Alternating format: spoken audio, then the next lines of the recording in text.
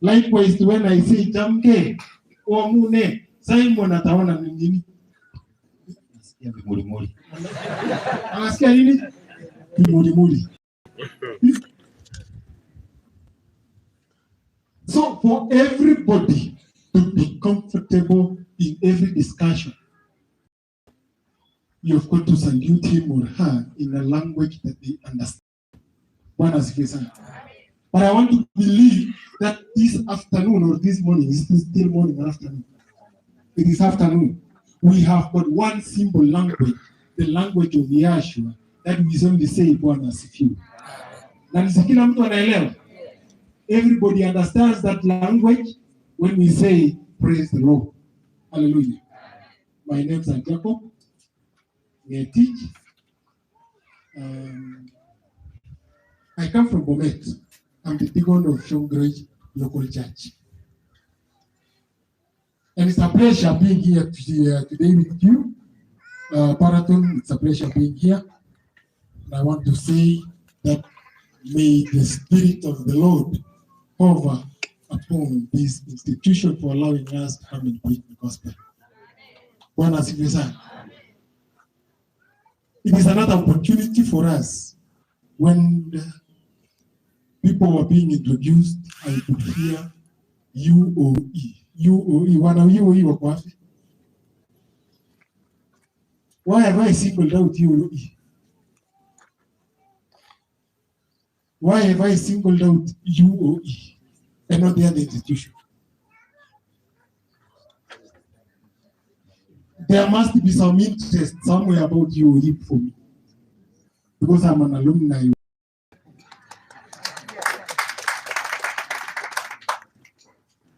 The time I was in UOE, perhaps I could guess, how old were you? That was in 2007, 2008. But still I'm an alumni. Irrespective of whether I finished there in 1960s, but I'm still an alumni. So if members of UOE are members of the North Rift, what association was that? The North Rift Mechanic Association. So by default, I'm a member. Am I a member of the North Rift Mechanic Association? Yes. By default. Secondly, receive greetings from my domicile child. Mumewasalimiwa sana. Nisipokea. Then, I want to say a story. I almost became John. What did Jonah do in the Bible? He was sent, but eventually he found himself in Nineveh. But he had tried all sorts of tricks not to be sent by God.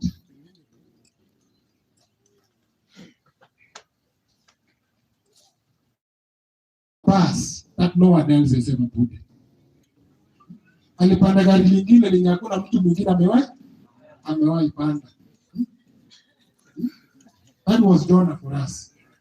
So for me, when I was told that I was to come to Baraton today, I was almost becoming that Jonah. But thank God, because it dawned on me early enough that I need not to be that Jonah.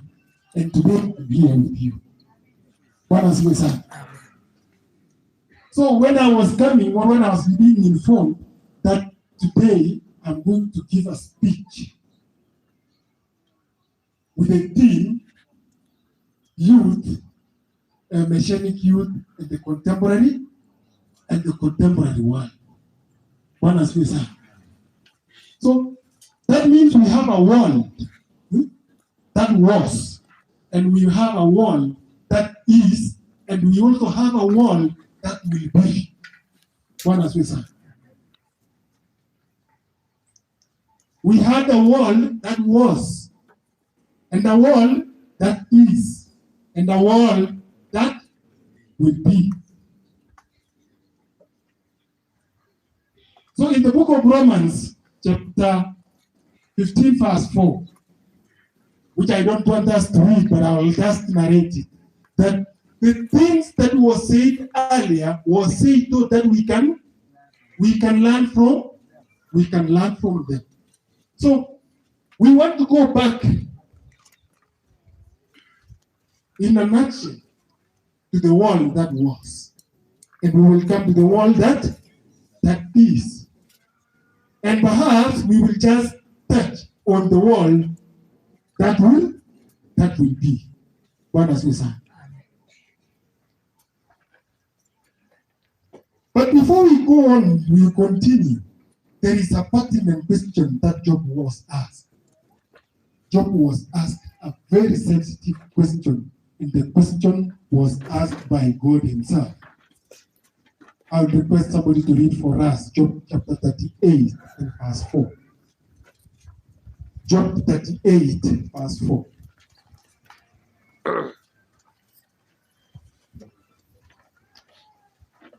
Job 38 verse 4.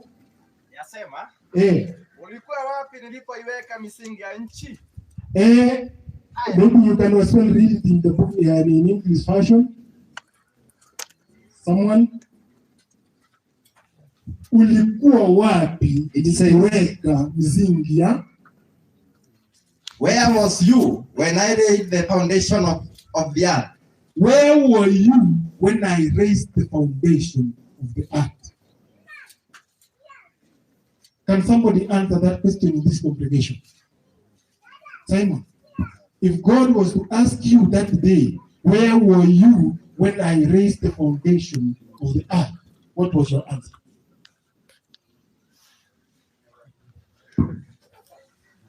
Ulikuwa wapi nikiweka msingi ya wapi? Ya dunia. And imagine the person being asked that question was having a lot of suffering. He was undergoing a lot of pain, and still God asked him, where were you when I raised the foundation of the world? What has we said? It implies to us today that God laid a foundation on the world. The foundation that was laid was supposed to be the cornerstone of every human being, every creature created by Elohim. What has we said? That foundation was to be the guide for everyone on earth. The foundation that was set. Hallelujah. It is a pleasure that we are here today to know that there is a foundation that was laid by God years back. Hallelujah. I know when a craftsman designs a house, he lays a perfect foundation for that house. Why? Why is the foundation of a building so important than even the building itself?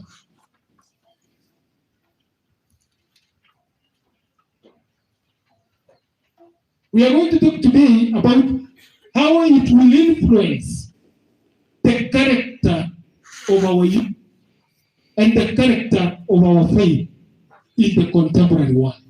When we talk of the contemporary world, we can say in other terms, the modern world. The modern world with which we are living in. The modern world with which we encounter on a daily basis. Bwana asifiwe sana.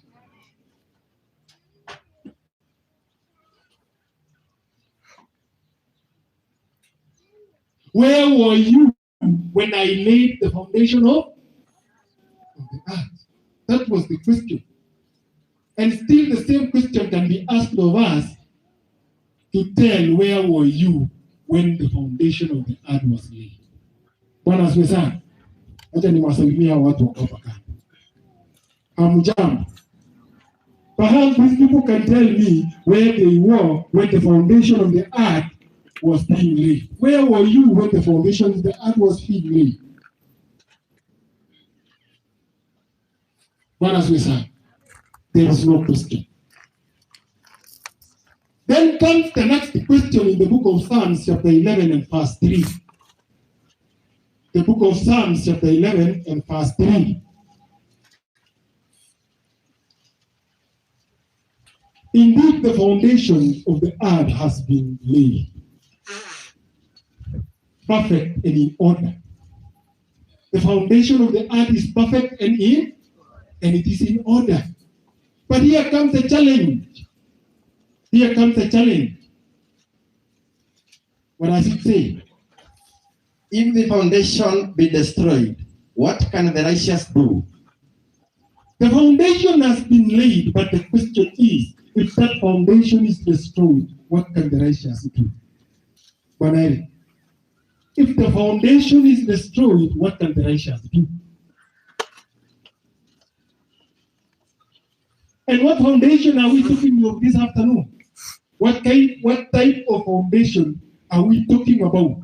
What type of foundation are we talking about? And that this foundation can at one point be shaken or be destroyed. Bwana asifiwe sana. Ulize jirani yako, msingi ukiharibika, mwenye haki atafanya nini?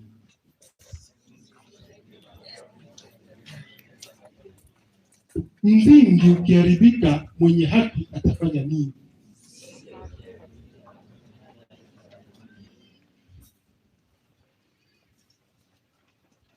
But first we need to know how God laid this foundation. In the book of Genesis, chapter 1, verse 1. Genesis, chapter 1 and verse 1. In the beginning, God created the heaven and the earth. In the beginning, God created heaven and earth. Let's continue. And the earth was without form. The earth was without form. Anything that is without form is not even something that you can be able to describe. But we are told that the earth was without form. And void. And it was also void. There was nothing in it. And darkness was upon the face of the deep. And darkness was upon the face of the deep. And the Spirit of God moved upon the face of the waters. It was only the Spirit of Elohim that moved above the face of the waters. In other fashion, it says the face of the ocean. That was how the earth was. That was an earth without any form. It was void.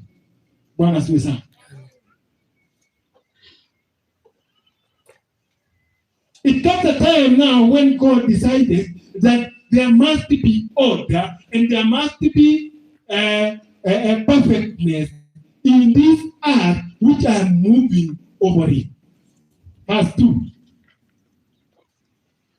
Verse 2. Yes. And the earth was without form. Yes. And void. It was without form and void. Let's go to verse 3. And God said, let there be light. And there was light. That was the very component of the foundation that God laid on earth. He said, let there be light, and there was light. And God saw the light, that it was good, and God divided the light from the darkness.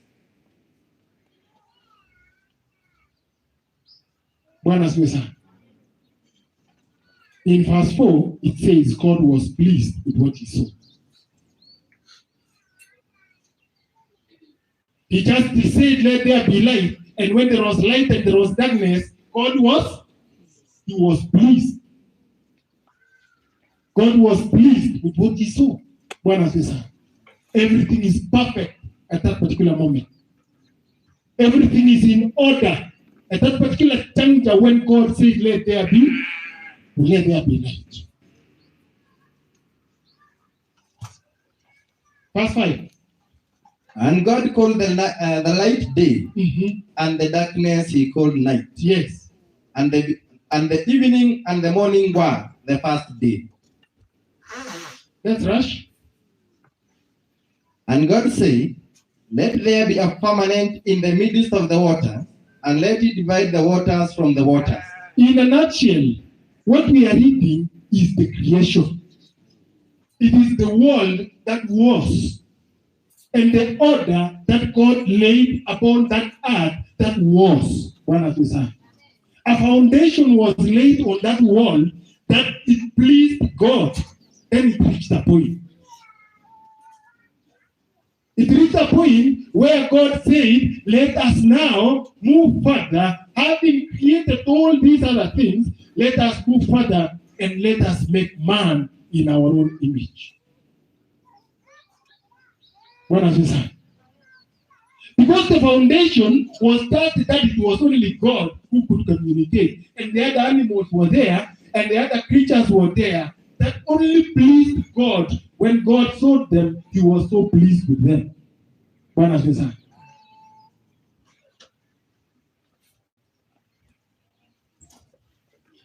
I sometimes ask myself,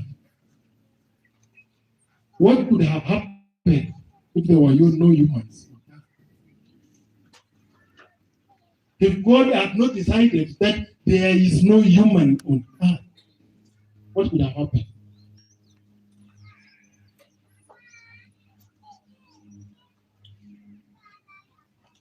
I don't know.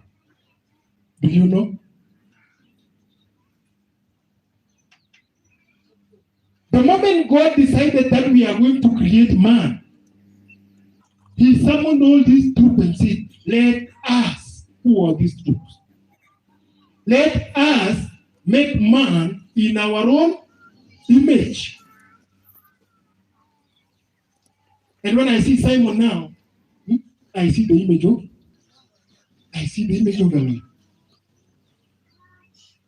When I look at Eric, Eric, you will forgive me today because he was my classmate. And then each time I will refer to him because to Lizoena and Esa. So when God said, let us make man in our own image, he had a purpose for this man. In the plan of creation, God has a purpose for man to be created. Bwana asifiwe sana.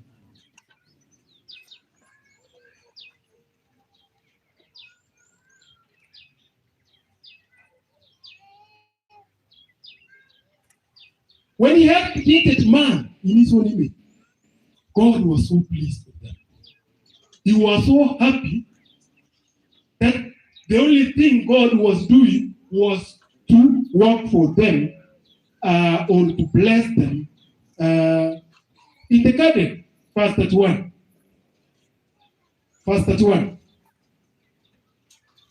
And God saw everything that he had made, and behold, it was very good.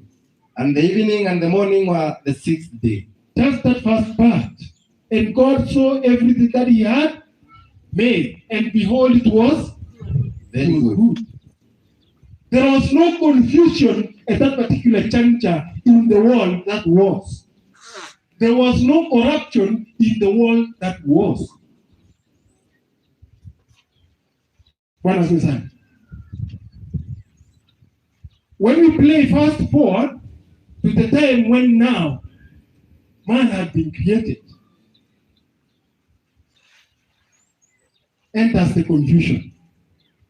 In the book of Genesis chapter 3 verse 1. Now the serpent was more cunning than any beast of the field which the Lord God had made. Yes. And he said unto the woman, yes, you have God said, you shall not eat of every tree of the garden. Is it a statement or a question? Is it a statement or a question? Question. It is a question. That is the question that Satan who came in form of a serpent, asking the woman who was created in the image of God, asking her a question that did God say that you should not eat of any tree? I wish Simon could translate this.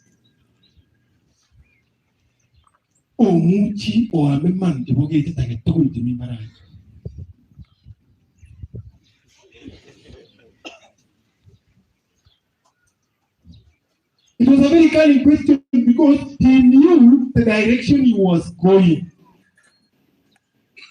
He wanted to bring another order in the perfect order that Elohim had already said.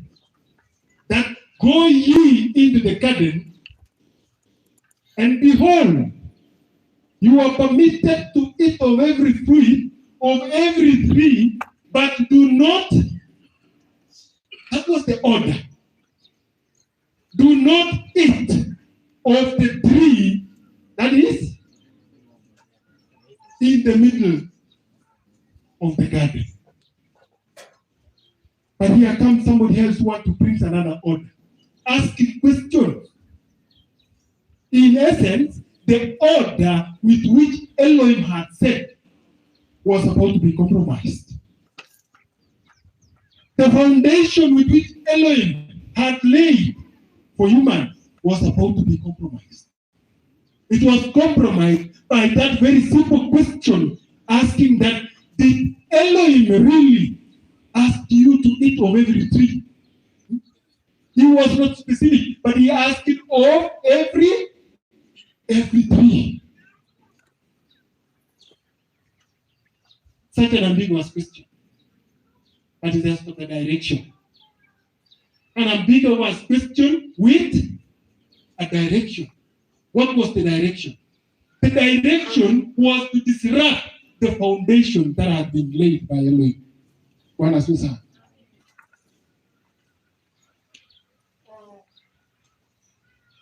So when we talk about that kind of question alone, that was so, well, how can we put that question?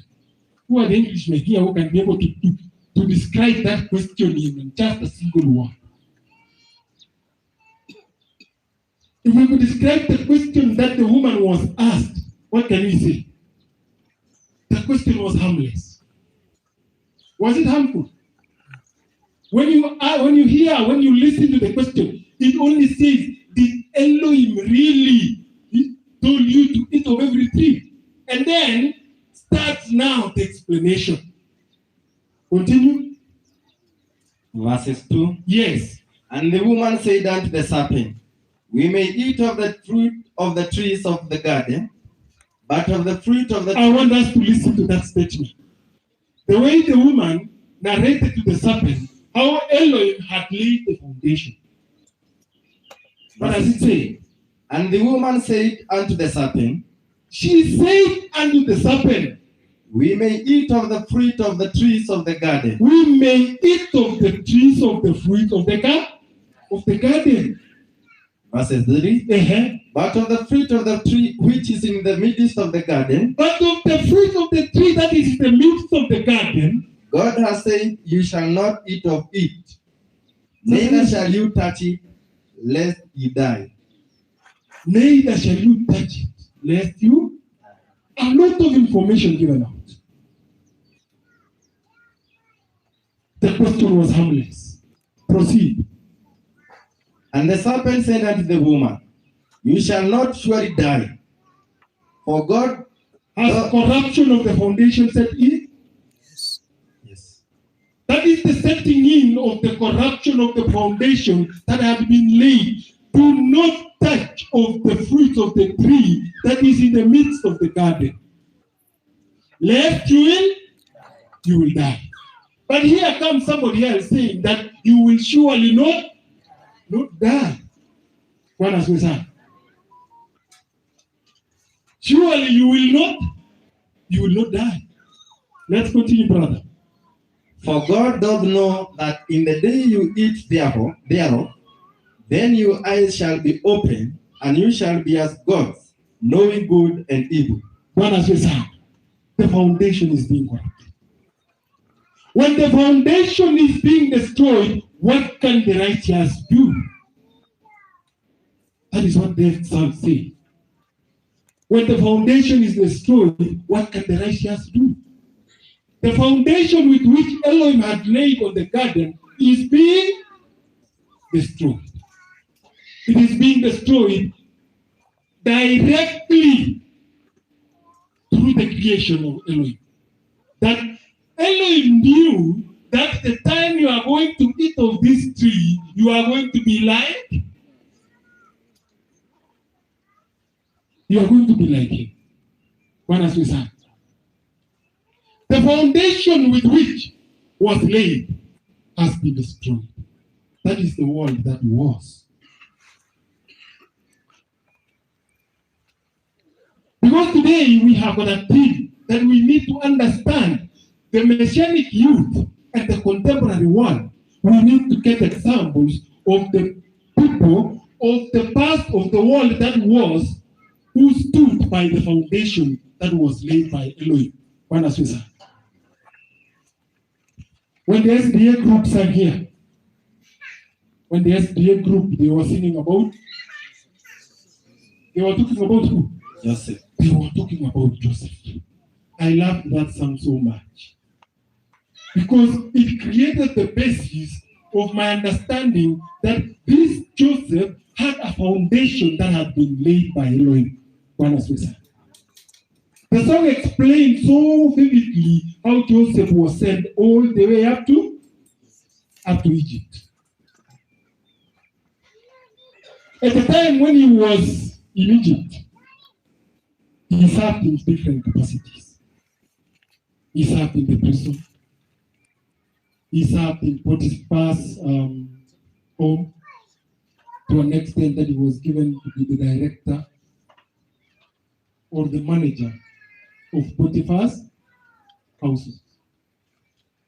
Imagine somebody you have given him in charge to be in charge of your household to an extent that you do not know anything else. Kila kitu tu iko sawa.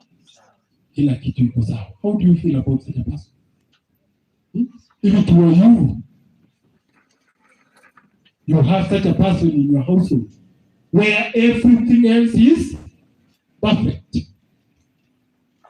Bwana asifiwe sana.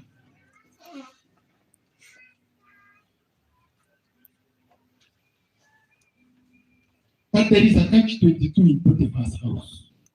There is a catch that is about to test the foundation of Joseph.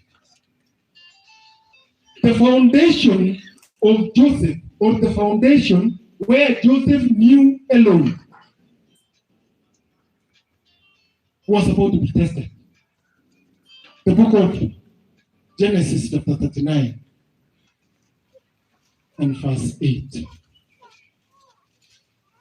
39 verse 8. What it says? Yes. But he refused. And start by 7. From verse 7. And it came to pass after these things that his master's wife cast her eyes upon Joseph. That his master's wife, the master was Potiphar. His master's wife cast her eyes upon Joseph. How do you cast eyes? How do you do it? Perhaps the ladies in the house can tell us, because that was a woman who was casting her eyes. What? Or on Joseph. For us men, we know how to do it. Aren't we? We know how to do it. But I'm just asking myself, how did Potiphar's wife do it? How did she do it? The Bible tells us that she cast her eyes upon Joseph. Upon Joseph. And she said, lie with me.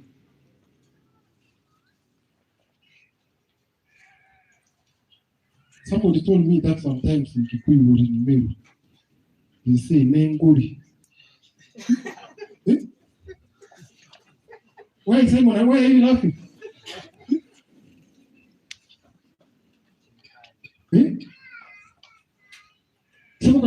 Nengori. Ni kali sana. Hii ni kali sana.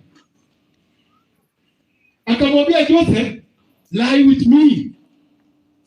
What did Joseph say? Verses 8. But he refused and said unto his master's wife, behold, my master wanted not what is with me. Just a moment. How can you know such an opportunity? An opportunity that has presented itself to you.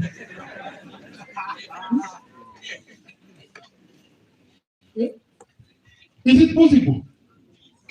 An opportunity that has presented itself to you before your own eyes. Potiphar's wife tells Joseph, lie with me. Continue. But he refused. He what? Let us underline the word he Refused. He refused. That is the youth in the yester world. In the world of, on the world that was. The temptation that befell Joseph is no different to the temptation that will befall the youth of today. She told Joseph, lie with me. But Joseph refused. Let us continue. And said unto his master's wife, behold, my master wanted not what is with me in the house. Madam, unajua mkubwa amempatia kila kitu kwa hii nyumba. Tuendelee, my friend. And he had committed all that he had to my hand. Akanipatia kakaeka kila kitu kabisa kwa mkono yangu. That is Joseph anajitetea. There is none greater in this house than I. Hakuna mwingine mkubwa kwa hii nyumba kama mimi. Neither hath he kept back anything from me but thee. Na hakuna kitu ingine amenikataza ila ni wewe. Because thou art his wife. Because thou art his wife. Bwana sana. How then can I do this great wickedness and sin against God? How then can I do this great wickedness and sin against who? God. And sin against God. That is a foundation that was laid. A foundation that was laid in the very depths of the heart of Joseph. How can I? How can I? Irrespective of the juicy opportunity that has presented itself, Joseph could still say, how can I sin against my God? In comparison to the youth of today, what can happen? Pastor, what can happen? What can happen to the youth of today when an opportunity like that presents itself? I can see some men, they are just shaking their heads. I can just say something would have happened. But Joseph said, how can I sin against God? Because a proper foundation had been laid.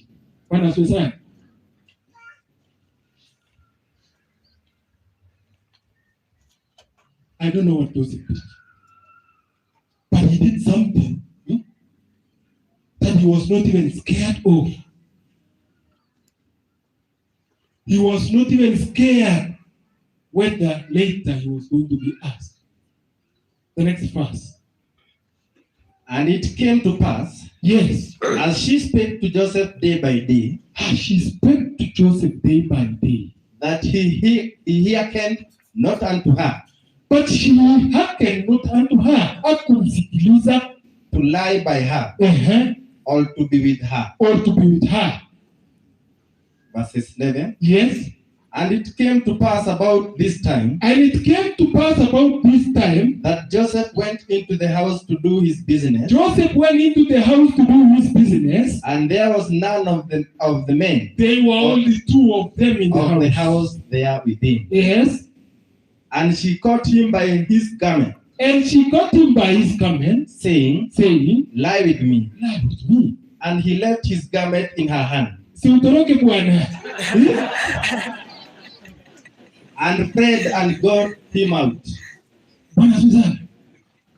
So this is now Potiphar, Joseph, having fled without the garment. Great evidence.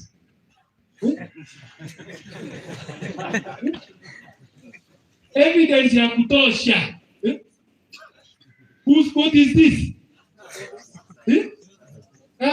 You are Joseph now. Whose coat is this? It is Joseph.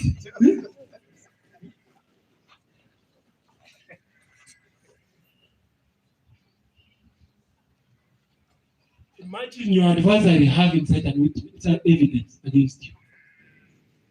Utajitetea ukiwa wapi? Utajitetea ukiwa wapi?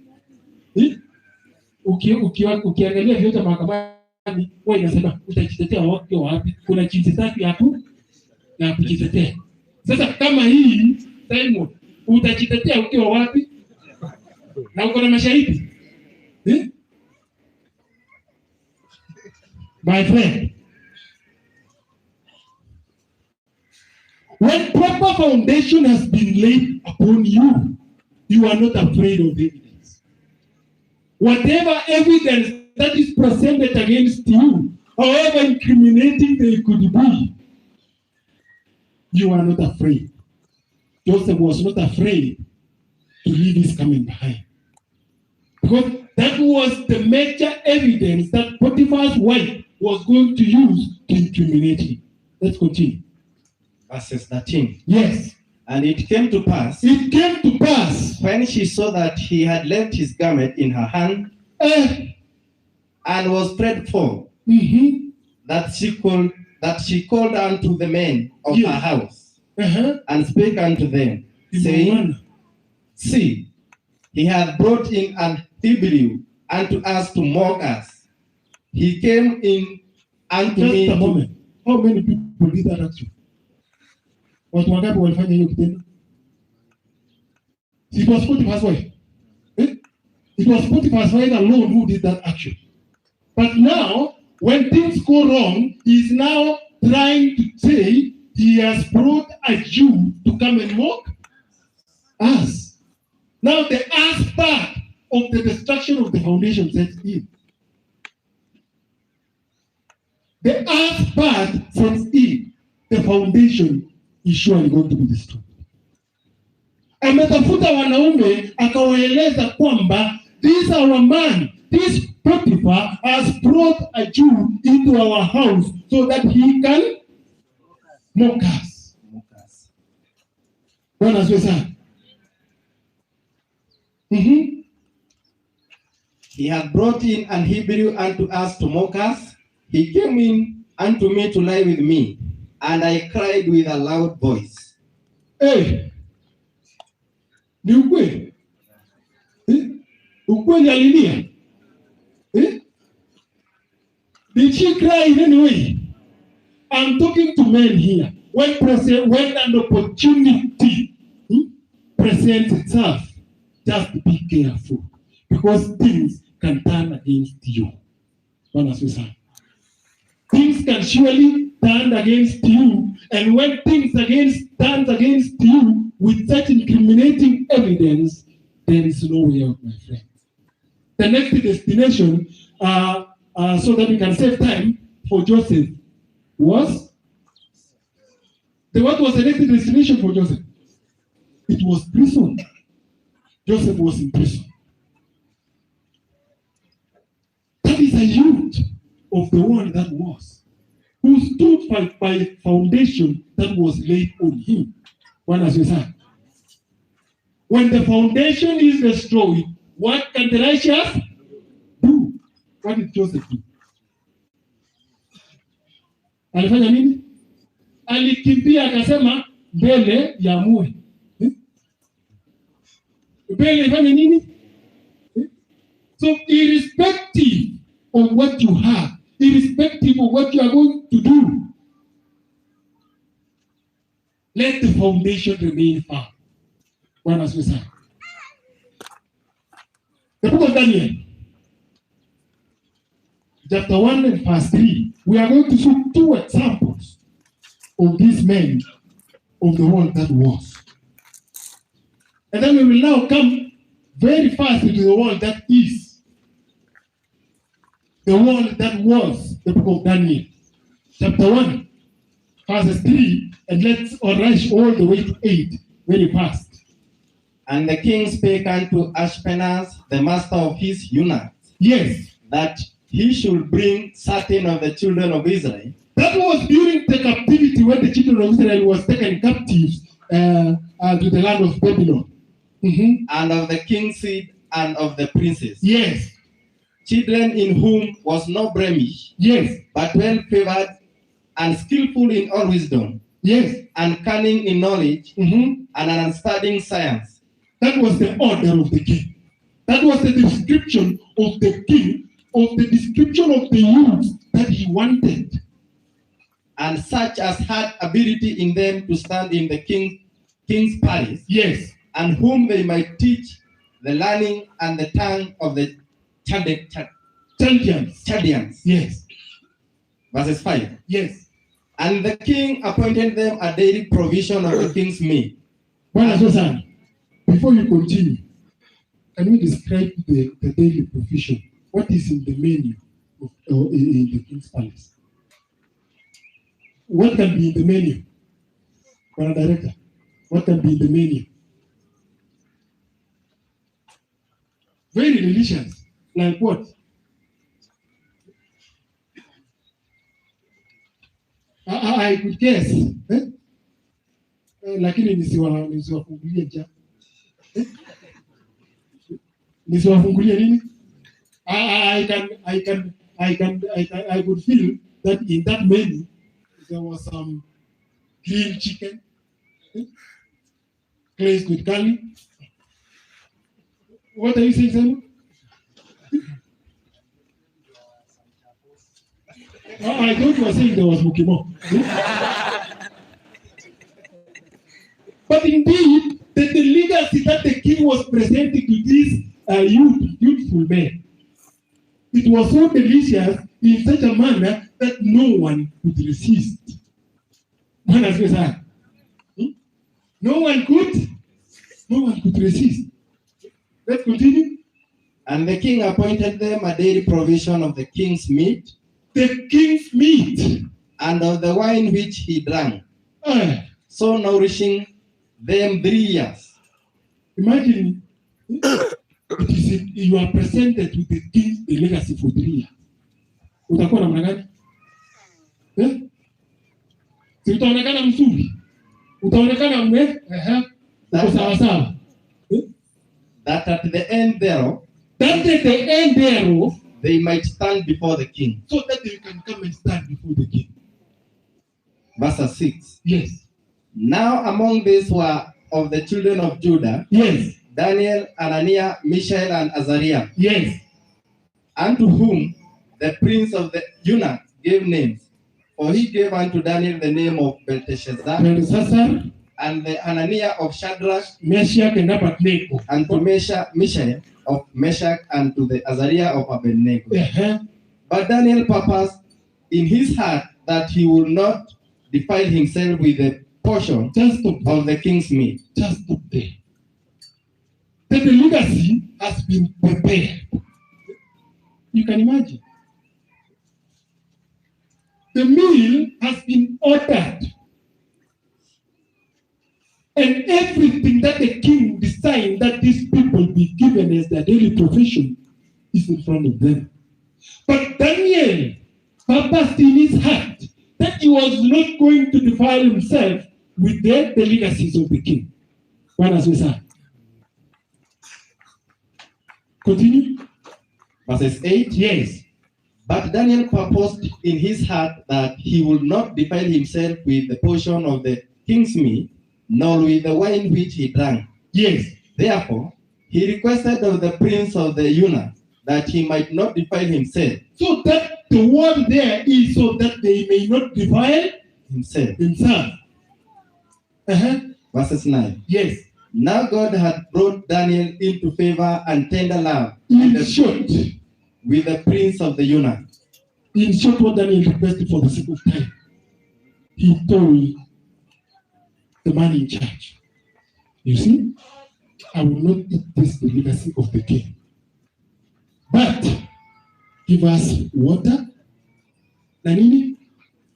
water and vegetables only. So is there a comparison between Joseph and Daniel? Is there a comparison between them, Joseph and Daniel? Can we also extrapolate the curve? Yeah? I know there are math students here. We extrapolate the curve. When we extrapolate the curve, it comes to this modern world. What would you do, my friend? What would you do? The opportunity that presented itself in Joseph's time, and here is another opportunity to feast in front of the king for 3 years. But both of them rejected. What would you have done?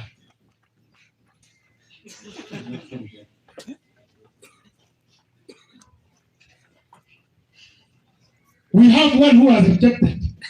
He said he was going to reject. But the question is, how many of our Messianic youth will reject such an opportunity like that? One as we said.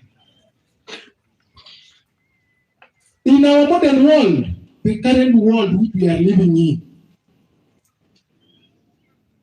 we have contemporary vices. Contemporary vices, things that affect Messianic youth and also everybody else that is in the church today. What as we said, we are now into the world that is. What as we said, we have seen the people of the world that was very good examples. We could have seen also the very bad examples of the world that was. What as we said, in a nutshell, the world that was, Sodom and Gomorrah was destroyed because of destroying the foundation. What as we said, in the world that was, David saw Uriah's wife on the window and the foundation was destroyed. Uriah died.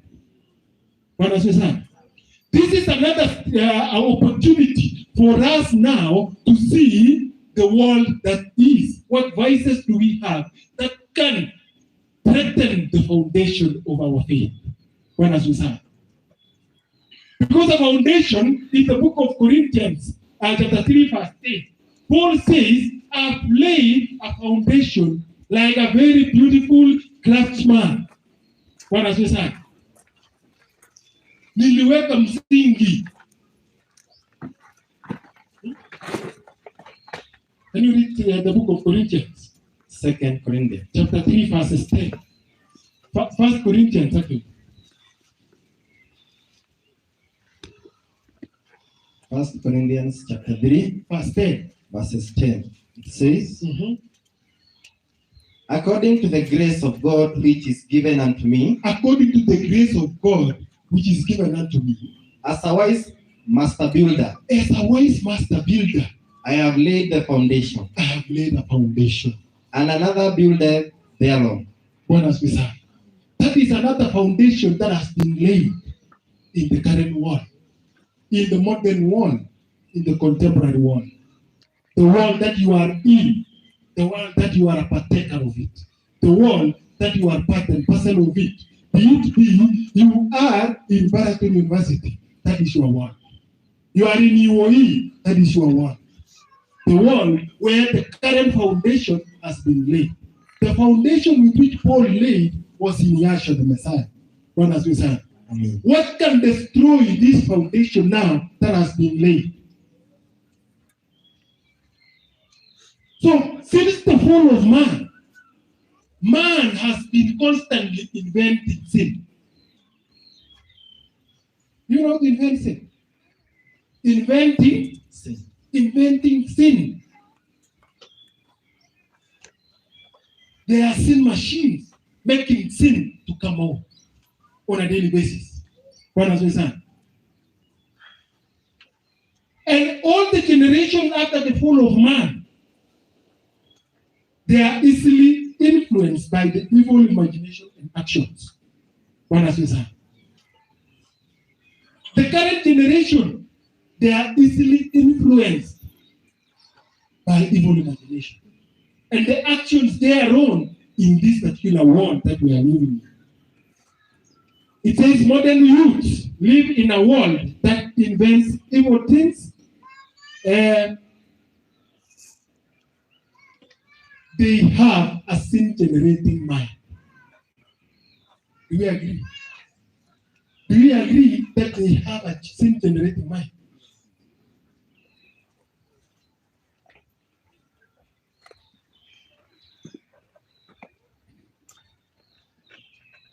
So, in a nutshell, sin is an exhaustible. It is being generated on a daily basis. New sin is being generated. Because now that we have the capacity to generate sin and sinful entertainment. That means sin, we are inventing sin on a daily basis. That is why the caveat that we have been given is that let us be careful on how we build on the foundation that has been laid.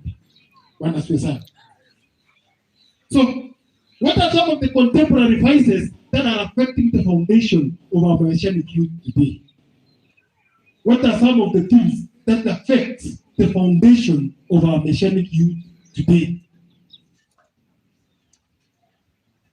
In Romans chapter 1, verse 18 to 32, which I wouldn't want you to read, you will go read it, but I'll just paraphrase it. Paul is clearly describing what is happening in our modern world. He is describing what is happening, what is going on in this contemporary world. The contemporary world that is full of the things that destroys foundation. Number one, drug abuse. Number one, drug abuse. Most youths, I'm talking to all the youths, whether you are a Messianic or you are not a Messianic. Drugs destroys the foundation. It destroys foundation. Number two, cultism. Associating yourself with people who appear to be having some social background, but they have other motives in your life. Like what happened in Shakahola. You may find innocent soul getting lost because of cultism. And that is what is happening in our schools and colleges right now. So when you have a strong foundation, the only social group that you engage in is engaging in the foundation of Yahshua Messiah. Number three,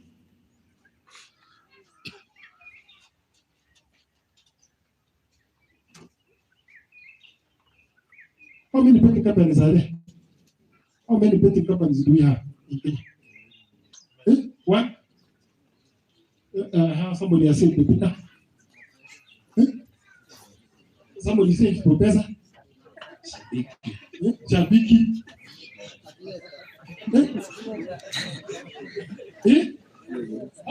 Kuna kingine leo Gladiator. Aviator. What others do you know? Pakakumi. So you don't do this. You see, you don't know. What is the primary motive of betting? What is the primary? Why do people bet?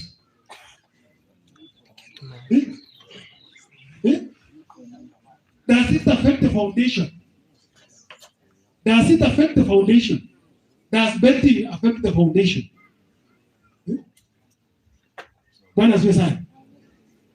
You find most people right now, especially our youth, they are engaged in betting so much to an extent that even having time to read this word is no more.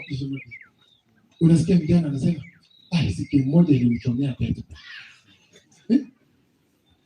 Ilichoma. Sincerely speaking. In the book of Colossians, chapter 5, chapter 3 verse, chapter 5 actually. It talks about wanting quick cash. What does it say? You are destroying that foundation. So as a mechanic youth in our contemporary world, where it is full of petika, sportpesa, shabiki, kuna moja nimesikia inaitwa pakapaka ama pataku, aviator. Resist. Just like Joseph resisted Potiphar's wife. Do what? Resist. For the sake of that foundation with which your heart or your life is built on, resist. That is a vice in the contemporary world. And it is a vice that is affecting everybody. What does it say? Let me tell you a story of a certain young man in our place. He was a shamba. 500,000.